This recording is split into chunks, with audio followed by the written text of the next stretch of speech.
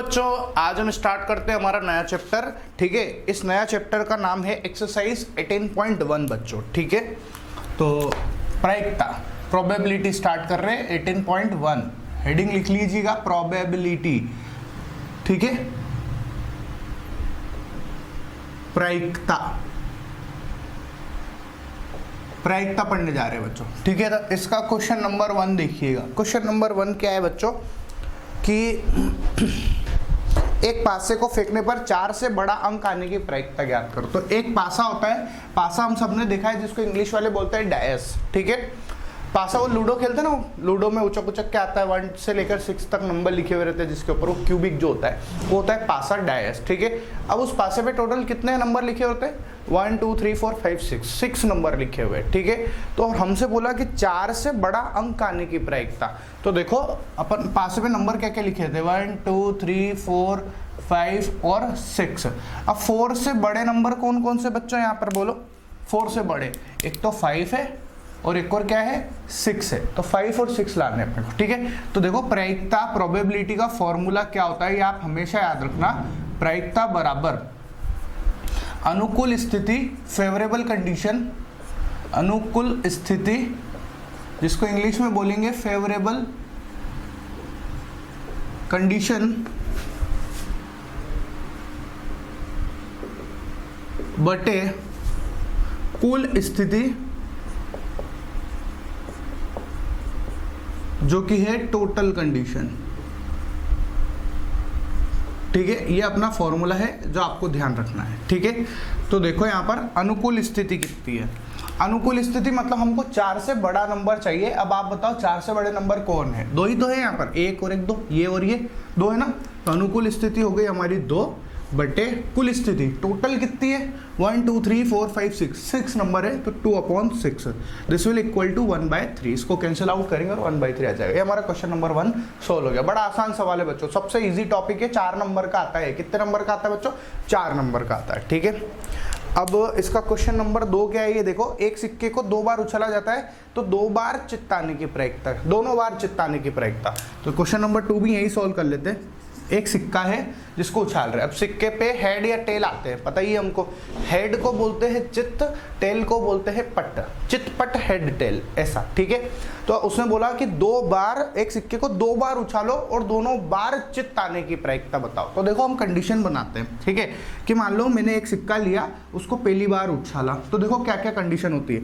मान लो मैंने पहली बार उछाला तो हेड आया, मतलब चित्त आया। ठीक है, मैं लिख देता हूँ यहाँ पे ताकि कंफ्यूजन ना हो। हेड का मतलब होता है चित्त और टेल का मतलब होता है बच्चों पट। ठीक है, हेड और टेल ये ध्यान रखना है इसे, चितपट हेड टेल। ठीक, पहली बार उछाला हेड आया। मान लो दूसरी 2 बार उछालना है तो पहली बार ही उछाला, अब दूसरी बार फिर से उछाला मैंने तो मान लेता हूं मैं कि वापस से हेड आया। आ सकता है ना, आप ये एक बार उछाला हेड आया, फिर उछाला हेड आया, ये आ सकता है। या फिर क्या हो सकता है कि आपने पहली बार उछाला तो हेड आया और दूसरी बार में हो सकता है टेल आ जाए, ये भी तो पॉसिबिलिटी है, दूसरी बार में टेल आ जाए, है ना। या फिर क्या हो सकता है कि आपने पहली बार उछाला और आपको पहली बार में टेल मिल जाए, ये भी हो सकता है। और दूसरी बार उछालो और हेड आ जाए, ये भी हो सकता है ना। अच्छा, या फिर क्या हो सकता है कि आपने पहली बार उछाला तो टेल आया और दूसरी बार उछाला तब भी टेल आ जाए, ये वाली चीज भी हो सकती है बच्चों, हो सकती है ना। तो उसने बोला कि दोनों बार चित्त आने की प्रायिकता। तो आप बताओ हमारी जो प्रोबेबिलिटी है वो क्या कहती है कि अनुकूल स्थिति बटे कुल स्थिति। तो दोनों बार क्या लाना है अपने को? चित्त लाना है बच्चों। ठीक है, दोनों बार चित्त, चित्त मतलब हेड। तो वो इन चारों जो पॉसिबिलिटी है, ये चारों पॉसिबिलिटी, इनमें से दोनों बार चित्त किस में नजर आ रहा है? दोनों बार हेड किस में नजर आ रहा है? ये ना। और ऐसे कितने केस है? सिर्फ एक ही तो है, ये पहला केस, ये दूसरा केस है, तीसरा केस, चौथा केस। तो ऐसा सिर्फ एक ही बार हो रहा है। तो जब एक ही बार हो रहा है तो अनुकूल स्थिति हो गई 1 बटे कुल स्थितियां कितनी है 1 2 3 एंड 4, तो 1/4 बच्चों। ठीक है, ये हमारा क्वेश्चन नंबर 2 कंप्लीट होता है।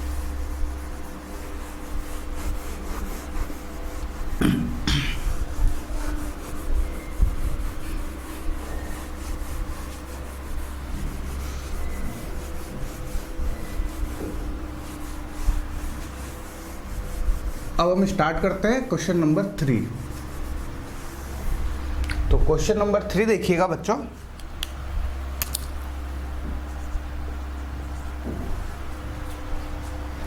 1 से 17 तक की प्राकृत संख्याओं में से एक संख्या का यादृच्छिक चयन किया जाता है। यादृच्छिक चयन मतलब अपनी मर्जी पड़ी वो उठा ली, अपने मन से उठा लिया, अपने मन से, ठीक है। तो प्रायिकता ज्ञात करो कि वह एक अभाज्य संख्या है।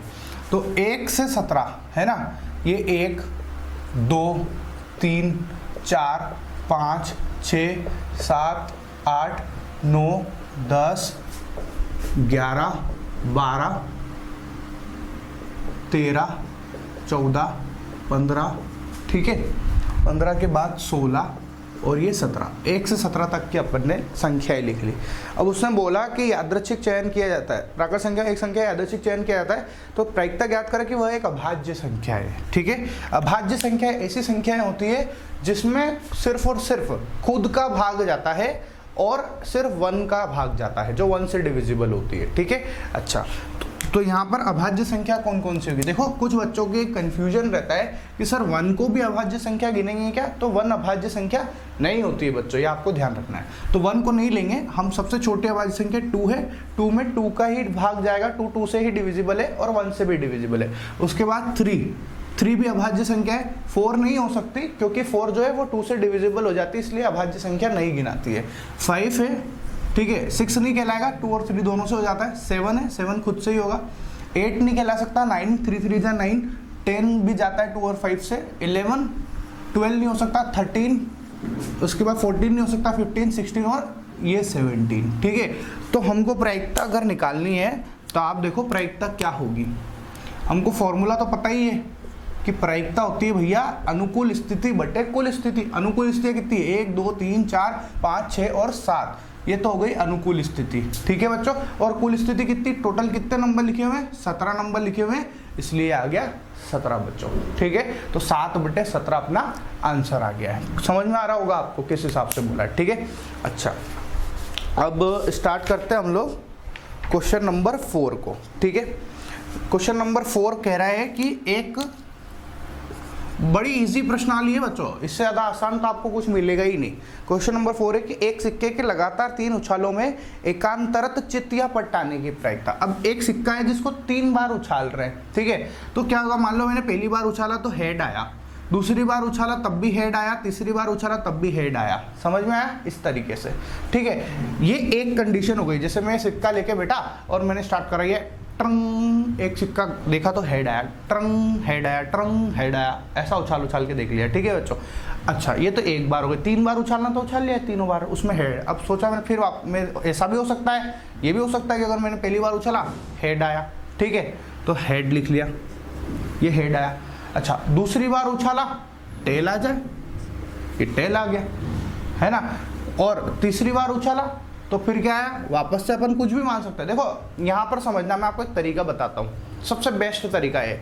मैंने आपको 2, ये है ना, बहुत सारे बच्चों को कंफ्यूज करता है ये 3 वाला, ठीक है। इसका सबसे बेस्ट तरीका क्या है, मैंने आपको 2 बार उछालने का तरीका क्या बताया था, हेड टेल, है ना, उसके बाद टेल हेड, हेड हेड और टेल टेल, ये चारों कंडीशन है ना यहाँ पे, ये चारों कंडीशन।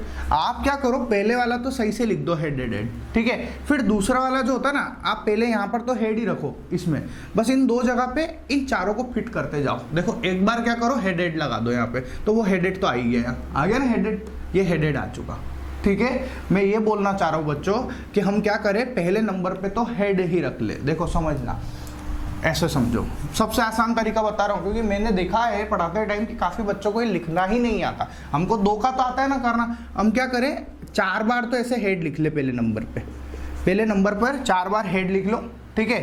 और 4 बार आप क्या करो, टेल लिख लो, ऐसा। देखो 4 बार हेड लिख लो और 4 बार आप टेल लिख लो, और क्या करो, अब इस तरफ जमाते जाओ, 2 हेड, फिर हेड टेल, फिर टेल हेड, फिर टेल और टेल, जमा लिया। फिर उसके बाद वापस से इसी को वापस से लिख दो, फिर 2 बार हेड, फिर हेड टेल, फिर टेल हेड और टेल, और ये टेल। आया समझ में? तो ये हमारे 8 केस आप गिन लो, इसके अलावा कोई सा भी बाहर नहीं जा सकता। ये इसका सबसे सिंपल तरीका है जो मैं बता रहा। आप क्या करो, पहले 4 बार ऐसे लिख लो, 4 बार टेल लिख लो, ठीक है। फिर ये जो 2 वाले इनको ऐसे लिखते जाओ बस, बड़ा आसान, गिन लो कितने हो गए, 1 2 3 4 5 6 7 और 8, टोटल ऐसे 8 केस हो गए, टोटल 8 पॉसिबिलिटी है। तो अब मेरी बात सुनना, अपने को सवाल बोला उसने कि एक सिक्के को लगातार 3 उछालों में एकांतरत चित्त या पट्ट आने की प्रायिकता, ठीक है, एकांतरत चित्त या पट्ट आने की प्रायिकता। अच्छा, एकांतरत चित्त या पट्ट आने की क्या प्रायिकता है? अब देखो, एकांतरत का क्या मतलब होता है यहाँ पर? एकांतरत का मतलब है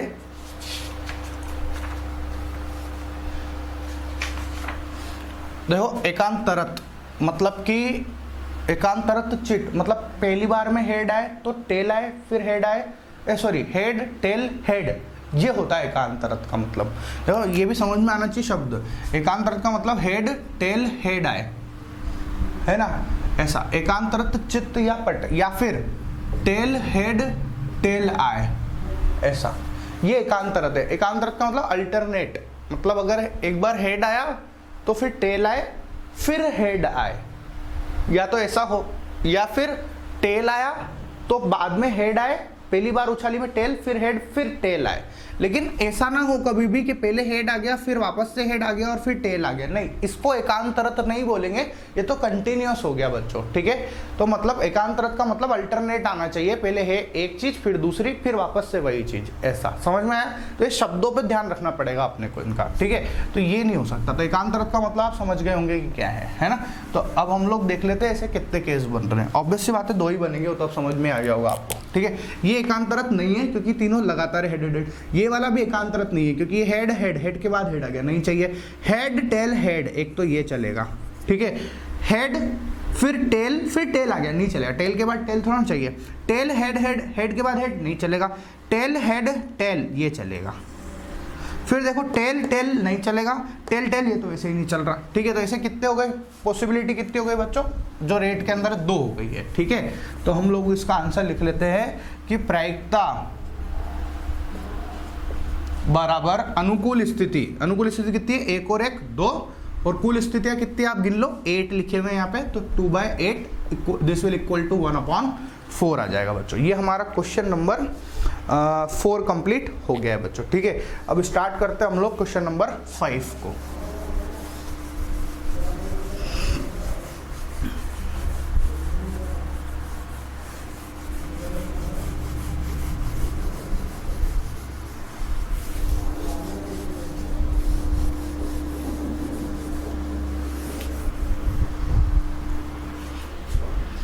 क्वेश्चन नंबर 5 देखिएगा बच्चों। क्वेश्चन नंबर 5 क्या कह रहा है कि क्वेश्चन नंबर 5 है अपने पास में, एक अलीप वर्ष में केवल 52 रविवार आने की प्रायिकता, ठीक है। अच्छा, पहले अपन ये शब्द अपने को पता होना चाहिए, ये एक लीप वर्ष है, ठीक है। ये लीप वर्ष में 365 दिन होते हैं, कितने दिन होते हैं, 365 दिन। और जो अलीप वर्ष है, अलीप ईयर, ठीक है, leap year non leap year, अलीप वर्ष, इसके अंदर बच्चों 366 दिन होते हैं, ठीक है, ये अलीप है। अब देखो उसने बोला कि 52 रविवार आना है अलीप वर्ष के अंदर, तो आप बात समझना,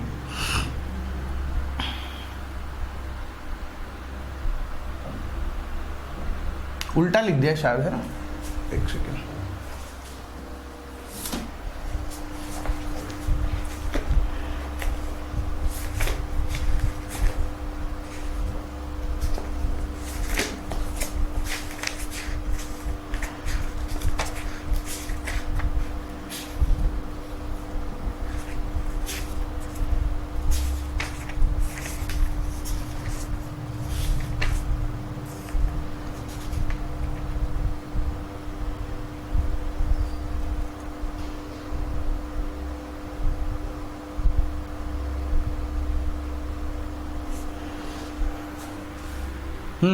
यहाँ पे हमने उल्टा लिख दिया है, ठीक है। ये अलीप उल्टा है, अलीप के अंदर 365 होते हैं बच्चों, अलीप में 365 है और लीप में 366 है, अब सही है, ठीक है। ये ध्यान रखना आप, ये चीज़ इसमें गड़बड़ नहीं होनी चाहिए, है ना, ये एकदम निकल जाता है दिमाग से। अलीफ वर्ष क्या 365 दिन है, बस इतनी बात याद रखो, बाकी तो कॉन्सेप्ट है। देखो समझो, अलीफ वर्ष के अंदर 365 दिन है और लीप वर्ष के अंदर 366 दिन है बच्चों, ठीक है। अब अपने से बोला है एक अलीफ वर्ष में 52 रविवार आने के लिए, तो आप देखो रविवार, अच्छा एक रविवार कितने हफ्ते में आता है, एक हफ्ते में, मतलब एक वीक के अंदर एक रविवार आएगा और एक वीक में 7 डेज होते हैं। कितने डेज होते हैं, 7 डेज। तो हम लोग क्या करें, पहले ये पता लगा ले कि टोटल वीक कितने बन रहे हैं, है ना। तो हम देखो, आप खुद से सोचो, अगर मेरे को वीक का पता लगाना है, जैसे मैं बोलूँ कि 7 दिन में कितने वीक, तो तुम लोग क्या बोलोगे कि 1 वीक हुआ सर। मैं बोलूँ 14 दिन में कितने वीक, तो तुम बोलोगे सर 2 वीक हो गए। मैं बोलूँ कि 21 दिन में कितने वीक, तो तुम बोलोगे 3 वीक हो गए। मैं बोलूँ 28 दिन में कितने वीक, तो तुम लोग बोलो सर 4 वीक हो गए। अभी कैसे पता लगा रहे हो, एक्चुअली हम लोग क्या कर रहे हैं, बात समझना। मैंने बोला 14 दिन में कितने वीक, तो तुमने बोला 2 वीक। तुमने क्या किया, इस 14 को 7 से डिवाइड किया तो तुम्हारे पास 2 आए। मैंने बोला 21 दिन में कितने वीक, तो तुमने 7 से डिवाइड करके 3 वीक बता दिए। मतलब तुम जितने भी दिन है उसको 7 से डिवाइड करके वीक फाइंड कर रहे हो, ऐसे ही तो कर रहे हो, वीक पता लगा रहे हो। तो हम लोगों को अगर अलीफ वर्ष की बात बोली है उसने, ठीक है, तो इस अलीफ वर्ष के अंदर 365 दिन है। देखो ये तो मैंने जानकारी के लिए दे दिया कि ऐसा होता है ना, इसकी जरूरत नहीं पड़ेगी हमारे को, तो इससे काम है। तो हमको ये पता लगाना है कि एक अलीफ वर्ष में 365 दिन है, तो वीक कितने हुए, पूरे वीक कितने हुए, इस समझना है इस बात को, ठीक है। तो हमने लिखा अलीफ वर्ष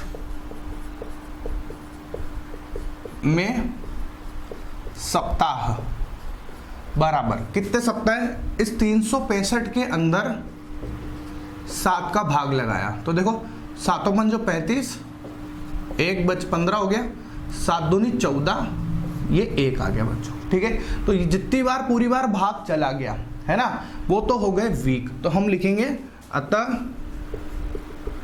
अलीफ वर्ष में 52 सप्ताह होते हैं, 52 सप्ताह होते हैं, ठीक है। अतः 52 सप्ताह के, 52 वीक के 52 रविवार होंगे, रविवार ही तो चाहिए उसको, 52 रविवार होंगे। तो 52 रविवार तो ये हो गए साहब, ठीक है। ये 52 रविवार, एक सप्ताह का एक रविवार, तो 52 सप्ताह के 52 रविवार हो गए, ठीक है। अच्छा अब बात सुनना, ये तो मतलब 52 रविवार का तो काम हो गया, पर ये एक दिन हमारा ये शेष बच गया है यहाँ पर। अब ये शेष बच गया, अब ये एक दिन क्या क्या हो सकता है, इस एक दिन के बारे में बात करेंगे। तो बचे हुए एक दिन के लिए, उस बचे हुए एक दिन के लिए हमको कैलकुलेशन करनी है बच्चों। बड़ा आसान सवाल है, बस समझ में आना चाहिए। अब वो एक दिन क्या क्या हो सकता है, इस बात को समझो। वो एक दिन जो है ना, वो किन में से हो सकता है, बोलो। होएगा तो 7 दिन में से ही कोई सा।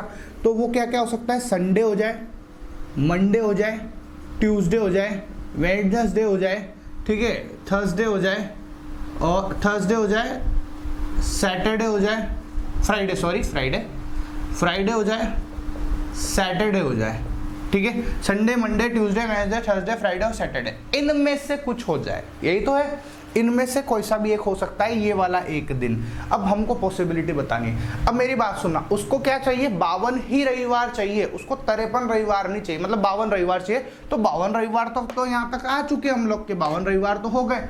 अब ये जो एक दिन बचा हुआ है, अब आप सोचो, अगर ये एक दिन ये रविवार हो जाए, अगर ये वाला एक दिन जो बच रहा है ना, उसमें अगर रविवार आ जाए, तो आप सोचो तो 53 रविवार हो जाएंगे। लेकिन हमारा सवाल कह रहा है कि उसको 53 रविवार नहीं चाहिए, उसको तो 52 रविवार चाहिए। तो इसका मतलब ये समझ में आ गया हमको कि भैया हमको इस रविवार को नहीं लेना है, अगर इसको ले लिया तो 53 हो जाएंगे। तो हमको क्या करना है, बस इस वाली चीज को नहीं लेना, इस वाले रविवार को नहीं लेंगे, हम इसको नहीं लेंगे बच्चों, ठीक है। जब इसको नहीं लेंगे तो हमारी प्रायिकता निकाली जाएगी। अब प्रायिकता, तो हमारे अनुकूल स्थिति कौन कौन है, अनुकूल स्थिति मतलब हमको किस किस को लेना है, तो वो 1 2 3 4 5 और 6, ये तो हो गई अनुकूल। और टोटल कितनी है, 7 है, 1 2 3 4 5 6 और 7, तो टोटल आया 7 बच्चों। तो ये हमारा आंसर है 6/7।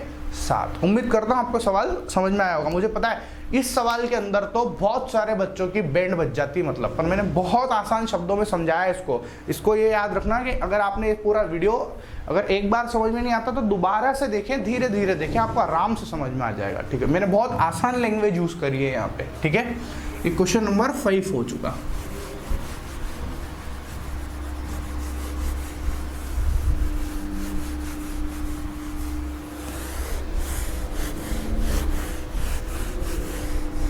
वीडियो को पॉज करके देख लेना बच्चों। ठीक है, अब स्टार्ट करते हैं हम लोग क्वेश्चन नंबर 6। क्वेश्चन नंबर 6 क्या कह रहा है कि यदि PA बराबर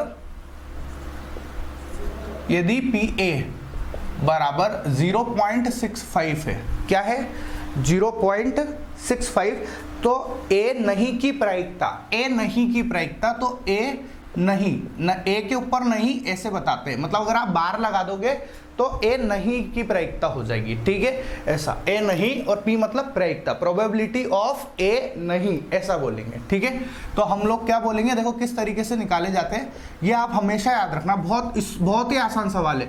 PA प्लस PA नहीं बराबर 1 होता है हमेशा, मतलब होने की प्रायिकता, A के होने की प्रायिकता और A के नहीं होने की प्रायिकताओं का योग हमेशा 1 के इक्वल में होता है बच्चों। ये आपको आपकी खोपड़ी में ये बात याद रख लेनी है। ठीक है, तो हम लोगों को PA की वैल्यू कितनी दर की 0.65 और PA नहीं नॉट इक्वल, ये आ जाएगा इक्वल टू 1। ठीक है, तो A नॉट बोलो या A बार बोल लो। ठीक है, तो ये आएगा हमारे पास 1 माइनस 0.65, तो ये आ जाएगा 0.35। जो प्लस वाला है उसको उधर भेजेंगे तो माइनस का हो जाएगा, तो ये 0.35 आ जाएगा बच्चों।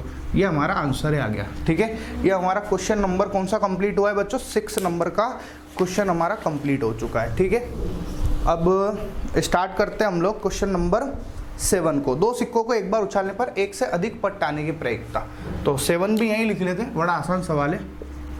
2 सिक्कों को एक बार उछालना, कितनी बार उछालने को बोल रहे हैं, 2 सिक्कों को एक बार उछालने पर अधिक से अधिक एक पट्ट आने की, अधिक से अधिक एक पट्ट। तो ये पहला सिक्का उछाला, हेड आ जाए, दूसरे सिक्के में भी हेड आ जाए, फिर हेड आ जाए, फिर टेल आ जाए, ये तो मैं बता ही चुका, टेल हेड और ये टेल और ये टेल है। ठीक है, उसने बोला कि अधिक से अधिक एक पट्ट आ जाना, पट्ट का मतलब हेड। ठीक है, अधिक से अधिक एक पट्ट आना चाहिए। अधिक से अधिक शब्द का मतलब क्या है, इस बात को समझो। मैक्स टू मैक्स बोलते हैं इंग्लिश वाले इसको, और अधिक से अधिक का मतलब इतना है बच्चों कि ज्यादा से ज्यादा एक ही हेड आना चाहिए, एक पट्ट आना चाहिए, बस एक से 2 नहीं होने चाहिए। ठीक है, और अगर मैंने आपसे बोला, एक और शब्द आता है कम से कम एक हेड, अगर कम से कम एक हेड की बात करेंगे तो उसमें मतलब ये है, जैसे मैं बोला एक हेड, तो एक से ज्यादा भी हो सकते हैं। ठीक है, कम से कम का मतलब ये है, एक भी हो सकता है, 2 भी हो सकता है, 3, पर अधिक से अधिक का मतलब बस एक ही होना चाहिए, एक से ज्यादा नहीं होने चाहिए। तो अधिक से अधिक अगर अपने को हेड चाहिए तो यहाँ पर देखो, ये तो 2 हेड वाला है, इसको नहीं ले सकते, यहाँ पर एक ही हेड है, इसको ले सकते हैं, यहाँ पर भी एक ही हेड है, इसको भी ले सकते हैं। अब बताओ इसको लूंगा कि नहीं लूंगा। अधिक से अधिक का मतलब यह है कि एक तो ले, अधिक से अधिक मतलब अधिक से अधिक एक, इस शब्द का मतलब समझो, अधिक से अधिक एक, इसका मतलब यह है कि एक तो लेना ही लेना है, बस एक से ज्यादा नहीं लेना है ना, लेकिन एक से कम भी ले सकते हैं। ठीक है, मैं और लिख देता हूं, काफी बच्चे कंफ्यूज होते हैं इन शब्दों के अंदर, याद रखना, तो मैं लिख देता हूं अधिक से अधिक। इस शब्द का मतलब क्या है, मैक्स टू मैक्स का मतलब क्या है, इसका मतलब है बच्चों ये मैक्स टू मैक्स, इस शब्द का मतलब ये है,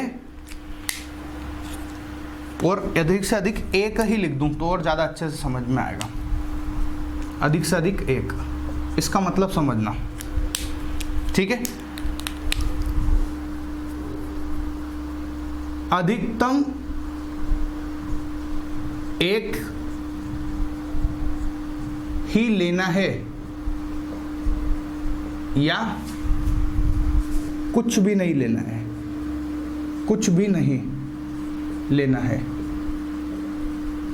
ठीक है, ये आपको याद रखना, अधिकतम एक ही लेना है या फिर कुछ भी मत लेना। तो आप देखो अधिकतम एक, जैसे मैंने बोला कि मैं अधिकतम 2 रोटी खाता हूँ, इसका मतलब ये है कि मैं 2 रोटी खाता हूँ ज़्यादा से ज़्यादा, या फिर मैं 1 रोटी भी खा सकता हूँ, या फिर मैं खाता ही नहीं हूँ। ये समझ में, ये शब्द का मतलब है, ठीक है। मतलब मैं अधिकतम 2 रोटी खाने का मतलब मैं अधिकतम 2 रोटी खाता हूँ, इसका मतलब ये है बच्चों क्या तो मैं 2 रोटी खाता हूँ, या फिर 1 रोटी खाता हूँ, या फिर मैं 1 भी रोटी नहीं खाता। और अगर मैं बोलता हूँ मैं कम से कम 2 रोटी खाता हूँ, इसका मतलब ये है बच्चों कि मैं 2 रोटी दो तो खाता ही खाता हूँ, इसके बाद मैं 3 भी खा सकता हूँ, 4 भी खा सकता हूँ, 5 भी खा सकता हूँ, डिपेंड करता है मेरी कैपेसिटी कितनी है बच्चों, ठीक है। ये इन दोनों शब्दों का मतलब है यहाँ पर, ठीक है।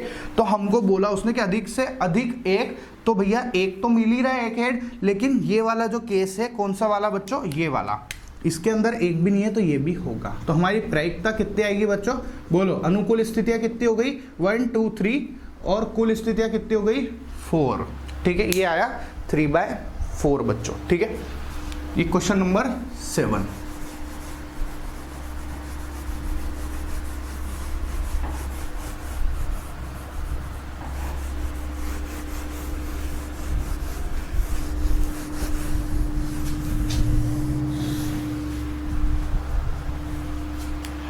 फिर है क्वेश्चन नंबर 8।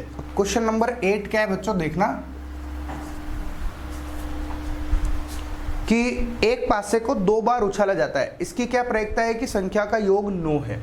एक पासे को 2 बार उछालते हैं, कितनी बार उछालते हैं, 2 बार, तो क्या प्रायिकता है कि संख्याओं का योग क्या आ जाए, 9 आ जाए और 13 आ जाए, ये सवाल है। तो देखो जब हम एक पासे को उछालते हैं तो पासे को उछालने में क्या क्या होता है, बात समझना। ये पहला पासा, ये पहले पासे के नंबर लिख लिए मैंने, 1 2 3 4 एंड 5 और ये 6, ठीक है बच्चों। अच्छा, अब ये दूसरा पासा, ये दूसरे पासे के नंबर लिख लेते हैं अपन, 1 2 3 4 5 और ये 6, समझना। ऐसे भी समझ सकते हैं और ऐसे तो डायरेक्ट भी लिख सकते हैं, पर आपको इससे ज़्यादा आसानी समझ में आ जाएगा। ये 2 पासे, अब मान लो मैंने पहले पासे को उछाला 1 आया, दूसरे पासे को उछाला 1 आया, हो सकता है ये वाला, तो हमने यहाँ पर लिखा 1,1, ठीक है। ये 1,1 आ गया, और बोले अपन इसको ऐसे लाइन से बीच में वो कर देते हैं,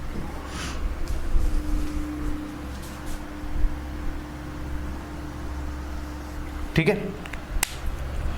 मतलब कि पहली बार उछाला तो इससे 1 आया, इससे भी 1 आया, पहले पासे पर भी 1 आ रहा है और दूसरे वाले पासे पर भी 1 आ रहा है, ठीक है बच्चों। अच्छा, या हो सकता है पहले पासे पे 1 आ जाए, दूसरे पे 2 आ जाए, पहले पे 1 आ जाए, दूसरे पे 3 आ जाए, पहले पे 1 आ जाए, दूसरे पे 4 आ जाए, पहले पे 1 आ जाए, दूसरे 5 आ जाए, पहले पे 1, दूसरे पे 6, हो सकता है कि नहीं हो सकता है, ये हो सकता है। एक बार एक जना उछाल रहा है, उसके 1 आ रहा है, दूसरे वाले के 6 आ रहा है, हो सकती है सब चीजें। या फिर ये हो सकता है कि पहले वाले पे 2 आ जाए और दूसरे वाले पे 1, पहले पे 2 दूसरे पे 2, पहले पे 2 दूसरे पे 3, पहले पे 2 दूसरे पे 4, पहले पे 2 दूसरे पे 5, पहले पे 2 दूसरे पे 6, हो सकता है। इसी तरीके से पहले पे 3 आ जाए, दूसरे पे 1, 3 2, फिर 3 3, है ना, फिर 3 4, हो सकता है। देखो मैं कॉम्बिनेशन इसी हिसाब से जमा रहा है, ये 3 की पट्टी और ये 4, अब 5 के नीचे ये 3 5, ये 3 6, हो सकता है। फिर देखो ये 4 1, 4 2, 4 3, 4 4, 4 5, 4 6, ये भी हो सकता है। या फिर 5 1 हो जाए, 5 2, 5 3, 5 4, 5 5 और 5 और ये 6 हो जाए। या फिर 6 1, 6 2, 6 3, 6 4, 6 5 और 6 और ये 6 बच्चों, ठीक है। हो सकते हैं ना ये सब केस। अब उसने अपने से बोला कि अगर ये उछाल रहे हैं तो अंकों का ये 9 आना, कितना बोला उसने, सबसे पहला सवाल कर लेते हैं अब अपन फटाक से, ठीक है। अंकों का योग 9 चाहिए साहब, कितना चाहिए, अंकों का योग 9 आने की प्रायिकता, आने की प्रायिकता बराबर, ठीक है। ये पहला सवाल है इसका, है ना। अब आप देखो कि अंकों का योग 9 कहाँ पर आ रहा है, ध्यान से देखना। इसमें तो 1 और 1 2 ही रहेगा, अंकों का योग मतलब इन दोनों को जोड़ लो, ये 2 है, इसमें कितना आ रहा है, 2 और 1 3, नहीं जमेगा मामला, 3 और 1 4, नहीं जम रहा। ये आखिरी वाले ही जोड़े ना, बड़ा बड़ा जोड़ लेते, सब जोड़ के देख लो आप, 6 और 1 7, नहीं जम रहा, ठीक है। 3 4 5 6 7 8, नहीं आ रहा अंकों का योग। फिर 4 और 5, फिर 6, फिर 7, फिर 8 और 1 9, ये अंकों का योग 9 आ गया ना, 1 मिल गया। और देखो साहब 5 6 7 8 और ये 1 और 9, ये तो 10 हो गया, नहीं मिलेगा। फिर देखते हैं 6 7 8 और 1 और, देखो आप ये आ गया 9, ठीक है। फिर देखो 7 8 9, एक और आ गया अपने पास 9 आ गया, ठीक है बच्चों, 10 11 और ये 12 ऐसा। तो अब आप देखो अंकों का योग 9 आने की प्रायिकता में आप यूं गिन लो कि कितने रेड वाले दिख रहे, बोलो 1 2 3 एंड 4, कितने हो गए 4, तो अनुकूल स्थिति हो गई 4। और ब्लू वाले कितने आप गिनो 1 2 3 4 5 6 6 7 8 9 10 11 12 ऐसे करके आप जब सब पूरे गिनोगे तो 36 आ जाएगा। ऐसे ही देख लो, ये 6 एक लाइन में है और ऐसी टोटल कितनी लाइन है, 1 2 3 4 5 6 लाइन है, तो 6 चटान 36 हो गया, तो ये 36 ये आ जाएगा 1/9 बच्चों, ठीक है। ये पहला सवाल। अब दूसरा बोला कि अंकों का योग 13 आने की प्रायिकता, 13, ठीक है, आने की प्रायिकता ये पूछा ना 13, हाँ 13 आने की। अब आप देखो अंकों का योग 13 कैसे आएगा, आप सबसे बड़ा वाला नंबर गिन लो, आप सब दो लो, 10 11 ये 12, 6 और 6 12, यही सबसे बड़ा नंबर है, 6 और 6 12 है ना। आप बाकी सब जोड़ लो, बोले आप इसमें 11 10